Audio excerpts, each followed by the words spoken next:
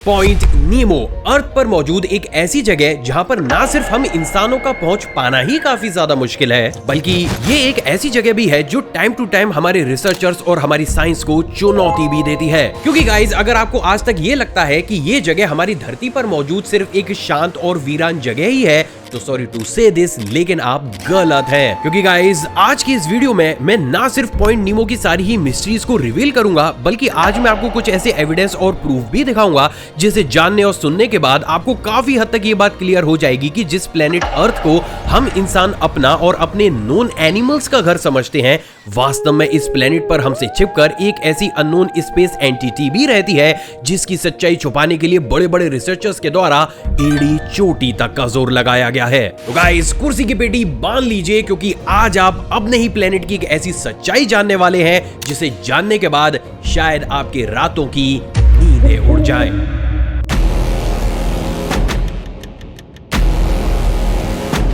असल में guys, point नीमो south Pacific ocean में मौजूद दुनिया का फार मोस्ट ओशियनिक पॉइंट है, जिससे बात अगर सबसे नजदीकी जमीनी हिस्से की जाए तो इससे सबसे नजदीक ड्यू आइलैंड, मोट न्यू आइलैंड और मेहर आइलैंड मौजूद है, जिसकी इस पॉइंट से दूरी लगभग 2688 किलोमीटर है। लेकिन ट्विस्ट यह है दोस्तों कि इंसानी सर्वाइवल के हिसाब से ये सारी ही जगह भी हमारे लिए यूजलेस है। क्योंकि गाइस, अभी जितने भी आइलैंड्स के नाम मैंने आपको बोले हैं, प्रैक्टिकली उनकी हैबिटेबल कंडीशन हम इंसानों के रहने लायक तो बिल्कुल भी नहीं है। तो टेक्निकली अगर इस पॉइंट पर आप कभी भी फंस जाते हैं और आपको सबसे नजदीकी इंसानी सिविलाइजेशन देखनी है, तो वो आपको मिलेगी इस पॉइंट से 4000 किलोमीटर दूर न्यूजीलैंड के अंदर। और यही वो एक सबसे बड़ा रीजन भी है जिसके चलते हुए ये कहा जाता है कि अगर कोई इस पॉइंट के सबसे नजदीकी इंसानों को देखना चाहता है तो उसे अर्थ को छोड़कर इंटरनेशनल स्पेस स्टेशन की तरफ अपनी निगाह को करना होगा, क्योंकि आईएसएस में मौजूद एस्ट्रोनॉट्स एक पॉइंट पर उस इंसान से सबसे नजदीकी ऐसे इंसान होंगे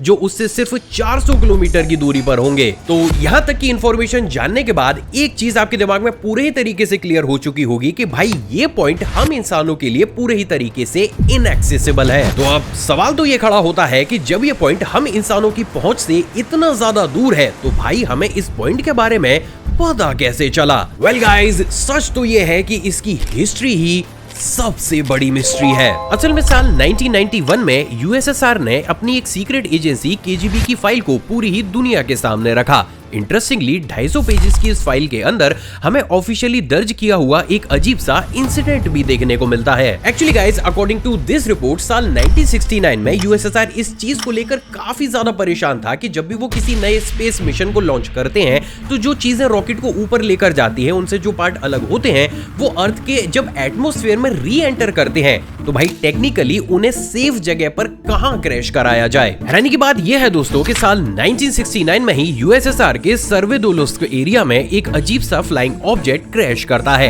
and according to this report कहा यह जाता है कि उस स्पेसक्राफ्ट में कुछ ऐसे जीव भी मौजूद थे जो हमारे प्लेनेट अर्थ से बिलोंग बिल्कुल भी नहीं करते थे। जिसके बाद इन सारी ही चीजों को कवर अप करते हुए रशियन ऑफिशियल्स उन अजीब से जीवों को वहां से उठाकर एक सेफ जगह भी ले जाते हैं। इंटरेस्टिंग बात यह है दोस्तों कि इस पूरे ही इंसिडेंट की एक वीडियो क्लिप ऑनलाइन लीक भी करी थी, जो टेक्निकली अभी आपको आपकी स्क्रीन पर दिख भी रही है। और इसमें आप क्लियरली ये देख सकते हैं कि कैसे रशियन आर्मी उस ऑब्जेक्ट के पास जाकर उसे इन्वेस्टिगेट कर रही है। हालांकि देखो गाइस, ये वीडियो क्लिप कितनी ज्यादा ऑथेंटिक है या कितनी फर्जी, भाई इस चीज का क्लेम मैं बिल्कुल भी नहीं कर रहा हूँ। मैं सिर्फ आपको वो बता रहा हूँ जो केजीबी की फाइल के अंदर लिखा गया है। अब यहाँ पर गाइस एक चीज बड़ी हैरान कर देने वाली है, और वो ये है कि सालों से परेशान यूएसएसआर, जिसे ये समझ नहीं आ रहा था कि वो अपनी स्पेस जंक को अर्थ पर कहां क्रैश करे, सडनली इस यूएफओ इंसिडेंट के बाद वो अपने आप ही ओशियन के इस पॉइंट को रातों रात सेलेक्ट कर लेते हैं।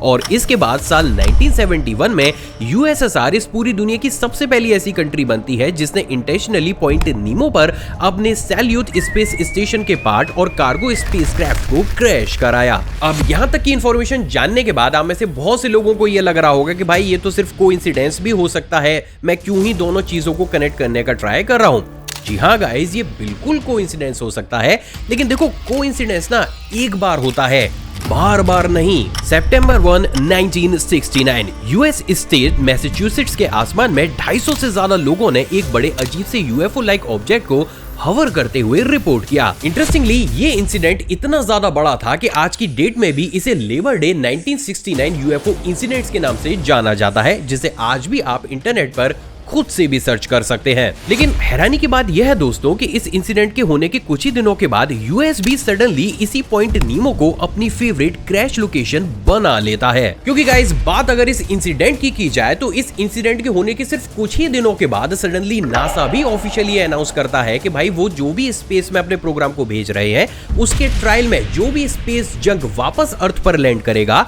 उसके लिए उन्होंने एक लोकेशन को फाइनलाइज किया है। एंड गेस व्हाट, वो लोकेशन भी वही लोकेशन थी जिसका इस्तेमाल यूएसएसआर कर रहा था। एंड माइंड यू, यूएसएसआर और यूएस ये काम तब कर रहे थे जब ना ही ये कंट्रीज आपस में बातें करती थी और ना ही इस पॉइंट नीमो को ऑफिशियली कोई एक ऐसी साइट घोषित किया गया था जहां पर आप इस काम को बिना किसी रेस्ट्रिक्शन के कर सकते हैं। जिससे एक सवाल बहुत बड़े स्केल में खड़ा होता है कि भाई दो कंट्रीज जो आपस में बिल्कुल भी बातें नहीं करती, उन दोनों ही कंट्रीज में एक दिन एक अजीब सी यूएफओ साइटिंग्स होती है और उसके कुछ ही दिनों के बाद रैंडमली वो दोनों ही ओशियन के अंदर एक पॉइंट को सेलेक्ट करते हैं और वहां पर लगातार स्पेस जंक को ड्रॉप करना शुरू कर देते हैं। I mean, how it's even possible? और गाइज यहीं से ही शुरू होती है पॉइंट नीमो की एक ऐसी मिस्ट्री जो आगे आने वाले समय में सुलझने की बजाय और ज्यादा उलझने लगी।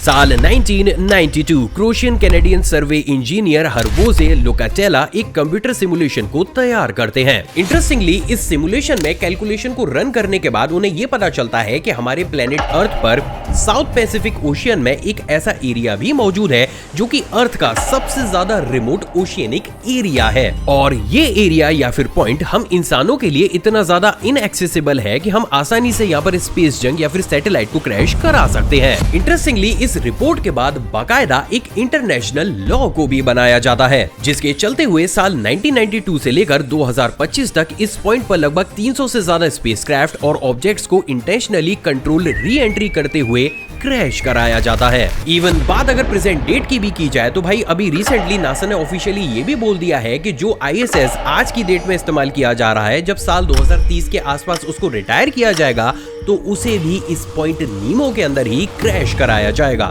हालांकि यहाँ पर यह बात ध्यान रखिएगा कि भले ही ऑफिशियली इस पॉइंट को साल 1992 में डिस्कवर किया गया हो, लेकिन यूएसएसआर और यूएस इससे भी 2 दशक पहले से इस पॉइंट का इस्तेमाल रेगुलर बेसिस पर कर रहे थे। तो चलो ठीक है गाइस, यहाँ तक की इन्फॉर्मेशन जानने के बाद हम इस चीज को एक्सेप्ट कर लेते हैं कि भाई हम इंसानों के लिए ये पॉइंट एक स्पेस जंक को ड्रॉप करने के लिए बहुत ज्यादा बेनिफिशियल पॉइंट है। But what about ocean creatures? असल में देखो, हमारे इन विशाल ओशियन में करोड़ों की तादाद में सी क्रिएचर्स मौजूद हैं। तो इस सिचुएशन में अगर इस पॉइंट पर हम बैक टू बैक हमारे स्पेस जंक को इस एरिया में क्रैश कराते हुए चले जाएंगे तो भाई उसका असर सी क्रिएचर्स पर तो हर हाल में पड़ेगा, राइट? जी नहीं, पूरे ही तरीके से गलत। और गाइस यहीं से ही खड़ी होती है इस पॉइंट नीमो की दूसरी सबसे बड़ी मिस्ट्री। असल में साल 1992 में ऑफिशियली ये पॉइंट डिस्कवर होने के बाद रिसर्चर्स ने ये नोटिस किया कि इस पॉइंट के आसपास कई 100 किलोमीटर दूर तक कोई भी सी क्रिएचर भाई भटकता तक नहीं है। अब क्योंकि ये चीज अपने आप में काफी ज्यादा अजीब थी तो साल 2000 से लेकर 2010 तक बहुत सी अलग अलग तरीके की डीप सी रिसर्च इस एरिया में कंडक्ट की गई। इंटरेस्टिंग बात ये थी दोस्तों कि इन सभी मिशन से ना एक बड़ा अजीब सा डेटा हमारे सामने आया। असल में देखो गाइस, ओशियन के अंदर जो लहरें होती हैं वो प्रैक्टिकली एक लोकेशन या फिर एक रीजन से दूसरे रीजन तक न्यूट्रिशंस को ट्रांसफर करने का काम करती हैं। लेकिन बात अगर इस रीजन की जाए तो इस रीजन में ये ओशियनिक करंट दूसरे रीजन के कंपैरिजन में काफी ज्यादा कम है, जिसके चलते हुए इस रीजन का पानी भले ही दूसरे रीजन के कंपैरिजन में काफी ज्यादा नीट एंड क्लीन हो, लेकिन इस पानी में न्यूट्रिशन वैल्यू ना के बराबर है। तो अब अगर इस पॉइंट पर कोई भी सी क्रिएचर इस एरिया के अंदर एंट्री ले भी लेता है तो क्योंकि इसके पानी में न्यूट्रिशन है ही नहीं तो उसको यहाँ पर खाने लायक कोई भी चीज मिलेगी ही नहीं। और यही वो एक सबसे बड़ा रीजन भी है जिसके चलते हुए इस एरिया के आसपास कई 100 किलोमीटर दूर तक भाई मुश्किल से ही कोई भी सी क्रिएचर भटकता तक है। एक और चीज जो इस पॉइंट को काफी ज्यादा मिस्टीरियस बनाती है वो ये है दोस्तों कि इन 10 सालों के बीच यहाँ पर जितने भी रिसर्च मिशन कंडक्ट किए गए हैं उनमें से मेजॉरिटी मिशन कंट्रोलर्स ने ये क्लेम किया है कि ड्यूरिंग रिसर्च टाइम उन्होंने बहुत सी बार कुछ अजीब से चमकीले ऑब्जेक्ट्स को इस पॉइंट के आसपास समुद्र में घुसते और वहां से निकलकर आसमान में जाते हुए देखा है। बट वेट अ सेकंड, भाई क्या इस चीज का कोई प्रूफ भी है? वेल, अगर ये चीज मैंने इस चैनल पर बोली है तो भाई प्रूफ भी मैं जरूर लेकर आया हूँगा। असल में देखो, ये जो वीडियो क्लिप है इसे ऑफिशियली एक रिसर्च टीम के द्वारा इस रीजन में रिकॉर्ड किया गया था। एंड इंटरेस्टिंगली ये वीडियो क्लिप इतनी ज्यादा ऑथेंटिक मानी गई कि आगे चलकर जब एक रेस्पेक्टेड OTT प्लेटफॉर्म ने इसके ऊपर एक डॉक्यूमेंट्री को बनाया तो भाई उन्होंने भी ना इसी वीडियो क्लिप का यूज किया था। अब अजीब बात यह है दोस्तों कि क्योंकि इन तरीके की रिपोर्ट्स बार बार अलग अलग रिसर्च सेंटर्स के द्वारा ओपनली बोली गई, तो फाइनली इस चीज को शांत करने के लिए the census of marine life यानी कि COML के द्वारा एक बेहद ही अजीब सी एक्सप्लेनेशन भी दी गई। असल में गाइज, अकॉर्डिंग टू COML इस एरिया में बड़े बड़े रिसर्चर और साइंटिस्ट के द्वारा जो वो अजीब से चमकीले ऑब्जेक्ट्स देखे गए थे, एक्चुअली में वो कोई एक्स्ट्रा टेरिटोरियल बीइंग्स या फिर टेक्नोलॉजी से बिलोंग नहीं करते थे, बल्कि वो था एक नेचुरल फिनोमेना जिसे कहा जाता है बायोलुमिनेसेंस। असल में देखो, नॉर्मली जो ये समुद्री जीव होते हैं जैसे कि प्लैंकटन्स या फिर डायनोफ्लैगेलेट्स, ये नेचुरली खुद की बॉडी से ही ना एक हल्की सी चमक को इमिट करते रहते हैं। और इसलिए भी जब ये बहुत बड़ी क्वांटिटी में समुद्र में किसी भी जगह पर इकट्ठे होते हैं तो वहां पर हमें समुद्र का पानी अजीब सा चमकता हुआ दिखाई देता है। लेकिन गाइज, इस एक्सप्लेनेशन के साथ दो सबसे बड़ी प्रॉब्लम थी। पहली प्रॉब्लम तो ये कि एक एरिया जिसे आप खुद बायोलॉजिकल डेजर्ट मान रहे हो, जिसमें आप खुद इस चीज को एक्सेप्ट कर रहे हो कि इस एरिया में प्लैंकटन्स या फिर बाकी के समुद्री जीव ना के बराबर ही मौजूद हैं, आखिर उस एरिया में इतनी बड़ी तादाद में ये समुद्री जीव इकट्ठा होकर इस तरीके के फिनोमेना को जनरेट कर ही कैसे सकते थे? एंड सेकेंडली, ये मान भी लिया जाए कि चलो ये फिनोमेना इन तरीके के जीवों के द्वारा ही जनरेट किया जा रहा था, तो भाई इन जीवों के कोई पंख तो होते नहीं है, तो फिर ये लाइट्स हवा में उड़कर आसमान में गायब हो कैसे सकती थी? तो देखो, इस पॉइंट पर ये बोल देना कि इन तरीके की अजीब सी साइटिंग्स के पीछे इन छोटे मोटे समुद्री जीवों का ही हाथ है, भाई ये लॉजिक काफी हद तक बेतुका लगता है। अब देखो गाइस, जब तक ये सारी ही चीजें पूरी तरीके से सॉल्व हो पाती तब तक इस एरिया में एक ऐसा इंसिडेंट भी हो जाता है जिसके होने के बाद भाई बड़े बड़े रिसर्चर्स को ये समझ में आ गया कि वो चाह कर भी इस एरिया के सीक्रेट को नहीं छिपा सकते।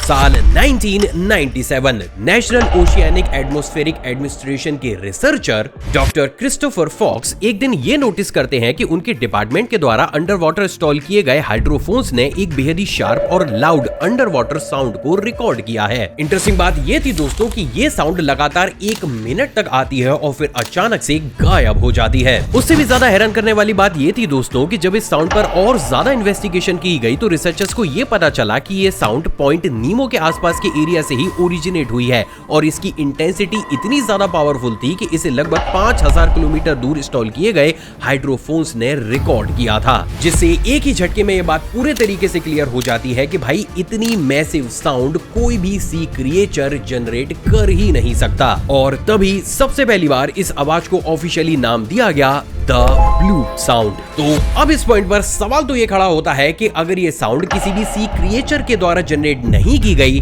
तो प्रैक्टिकली ये साउंड पॉइंट नीमो के आसपास जनरेट हुई ही कैसे? असल में गाइस, इसके लिए इस एरिया में बहुत बड़े स्केल पर अलग अलग तरीके की रिसर्च को कंडक्ट किया गया, but to be very honest साल 1997 से 2025 आ चुका है, लेकिन आज तक भी हमारे पास ऑथेंटिक ऐसा आंसर नहीं है जो इस चीज को एक्सप्लेन कर पाए कि भाई ये आवाज ओरिजिनेट हुई कहां से थी। हालांकि साल 2012 के आसपास ऑफिशियली इस मैटर को क्लोज करने के लिए रिसर्चर्स के द्वारा ये बोला गया कि मे बी ये आवाज अंटार्कटिक ग्लेशियर से बर्फ के टूटने और उसके इस ओशियन में समाने से जनरेट हुई थी। हालांकि देखो गाइस, रिसर्चर्स के इस स्टेटमेंट को आगे चलकर साल 2019 में काफी हद तक खुद ही खारिज कर दिया एक ex-NOAA के रिसर्चर ने। एक्चुअली गाइस, साल 2019 में अचानक से एक ex-NOAA रिसर्चर अपनी आइडेंटिटी को रिवील ना करते हुए पब्लिकली आकर एक इंटरव्यू देते हैं, जिसमें वो दुनिया से ये कहते हैं कि साल 1997 में पॉइंट नीमो के आसपास अजीबोगरीब एक्टिविटीज अपने पीक पर पहुंच गई थी और इन एक्टिविटीज के बारे में सिर्फ NOAA को ही नहीं बल्कि नासा को भी पता था और इसलिए साल 1995 से लेकर 1999 तक नासा ने इस पॉइंट के आसपास बहुत से सीक्रेट मिशन को भी कंडक्ट किया था। अपने इसी स्टेटमेंट को आगे बढ़ाते हुए वो ये भी चीज क्लियर करते हैं कि भाई अगर ये मान लिया जाए कि ये आवाज नेचुरली बर्फ के टूटकर समुद्र में समाने से जनरेट हुई थी तो इंसानी इतिहास में उससे पहले और आज तक भी दोबारा से ऐसी आवाज हमें सुनाई क्यों नहीं दी है? क्योंकि अगर इस चीज को सच माना जाए तो भाई पैसिफिक ओशियन में तो हर साल बहुत बड़े बड़े आइसबर्ग्स टूटकर नीचे गिरते रहते हैं। And honestly guys this statement makes a sense. लेकिन गाइस इस पॉइंट तक भाई मेरे दिमाग में बहुत सारे क्वेश्चन ऐसे खड़े हो चुके थे जिसमें मुझे ये जानना था कि भाई आखिर इस पॉइंट नीमो की सच्चाई है क्या। और गाइस फिर इसकी सच्चाई जानने के लिए जैसे ही मैंने इसके ऊपर थोड़ी सी डीप रिसर्च करी, लिटरली मेरे सामने कुछ ऐसी चीजें आई जिसने भाई मुझे ये सोचने पर मजबूर कर दिया कि चीजें इतनी भी ज्यादा सिंपल नहीं है जितना हम उन्हें सोच रहे हैं।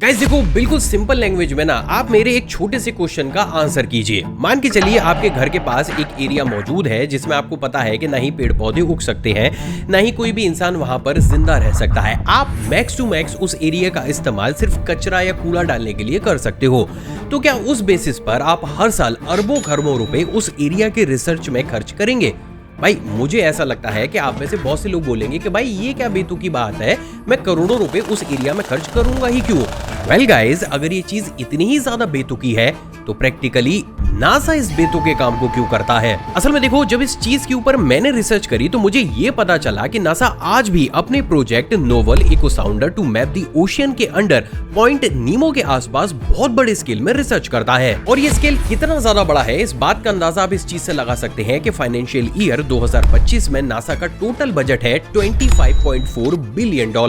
जिनमें से $4.4 बिलियन स्पेस ऑपरेशन ISS को चलाने और बाकी के छोटे मोटे प्रोग्राम्स के लिए खर्च किए जाएंगे, जबकि रेस्ट $21 बिलियन पता है कहां खर्च किया जाएगा? जी हां आपका गैस पूरी तरीके से सच है, पॉइंट नीमो और उसकी आसपास के एरिया की रिसर्च में। सिर्फ इतना ही नहीं बल्कि ये जानकर आप और ज्यादा चौंक जाओगे, लेकिन साल 1969 यानी कि जब से नासा ने इस जगह का इस्तेमाल अपने स्पेस जंग को गिराने के लिए किया है तब से लेकर आज तक नासा अपने बजट का एक बहुत बड़ा हिस्सा हर साल इसी पॉइंट की रिसर्च करने के नाम पर भाई खर्च करता है। और ये चीज किसी भी एंगल से सेंस नहीं बनाती। सिर्फ इतना ही नहीं बल्कि इस रेस में नासा के साथ साथ बहुत सी अलग अलग कंट्रीज भी जॉइंट ऑपरेशन करके रिसर्च को कंडक्ट करती हैं, जिससे यहाँ पर एक सवाल तो खड़ा होता है कि भाई एक जगह जिसे साल 1992 में ही आप ये घोषित कर चुके हो कि भाई ये पूरी तरीके से यूजलेस है और सिर्फ हम यहाँ पर अपनी सैटेलाइट और स्पेस के कूड़े कचरे को ड्रॉप करने के लिए करेंगे, उस जगह पर आप इतने बड़े स्केल में अंडर वाटर रिसर्च को कंडक्ट करेंगे ही क्यों? वेल गाइज अब यहाँ पर अगर आप मेरे पॉइंट ऑफ व्यू को जानना चाहते हो तो देखो मुझे ना यहाँ पर दो पॉसिबिलिटीज लगती हैं। पहली पॉसिबिलिटी तो ये कहती है कि भाई शायद इस पॉइंट के अंदर कोई एक्स्ट्रा टेरिटोरियल बीइंग या फिर उनका बेस मौजूद है, और अगर हम इन सारी ही चीजों लाइक उस लाइट वाले फिनोमेना, उस साउंड वाली चीज और एक एक्स NOAA ऑफिसर के इंटरव्यू को कंबाइन करके देखते हैं तो यहाँ पर भी हमें वही पैटर्न दिखाई देता है कि शायद मे बी अंदर एक अंडरग्राउंड एडवांस सिविलाइजेशन का बेस मौजूद हो सकता है। या फिर देखो बात अगर दूसरी पॉसिबिलिटी की जाए तो वो ये हो सकती है कि भाई दुनिया को बताया कुछ और जा रहा है लेकिन बैक एंड पर हो कुछ और रहा है, और टेक्निकली हम इंसानों ने ही कुछ एडवांस सा क्रिएट करने के लिए एक सीक्रेट अंडरग्राउंड बेस को इस पॉइंट पर बना रखा है, क्योंकि टेक्निकली भाई इस पॉइंट तक किसी भी आम इंसान का पहुंच पाना तो वो नेक्स्ट टू इम्पॉसिबल है। तो अब देखो गाइज इस पॉइंट पर जितनी रिसर्च मैं कर सकता था मैंने वो आपको करके दी है। अब मैं आपसे ये जानना चाहता हूँ कि क्या वास्तव में पॉइंट नीमो दुनिया से अलग थलग सिर्फ एक स्पेस कचरा फेंकने वाली जगह है, या वास्तव में यहाँ पर कुछ अंडरग्राउंड ऐसा चल रहा है जो पूरी दुनिया से छिपाया जा रहा है? आपको जो कुछ भी लगता है नीचे कॉमेंट सेक्शन में कॉमेंट जरूर कीजिएगा। गाइज अगर आपको ये वीडियो मेरी मेहनत और रिसर्च पसंद आई हो तो इस वीडियो को दिल खोलकर लाइक कीजिएगा। चैनल पर नए हैं तो चैनल को सब्सक्राइब कर उस बेल आइकन को प्रेस जरूर कीजिएगा। और इसके साथ ही अभी आपकी स्क्रीन पर आपको जो ये दो वीडियोस दिख रही है ना भाई, ये भी काफी ज्यादा मिस्टीरियस है तो इन्हें भी चेकआउट जरूर कीजिएगा। मिलते हैं एक और एपिसोड के साथ, टिल देन जय हिंद।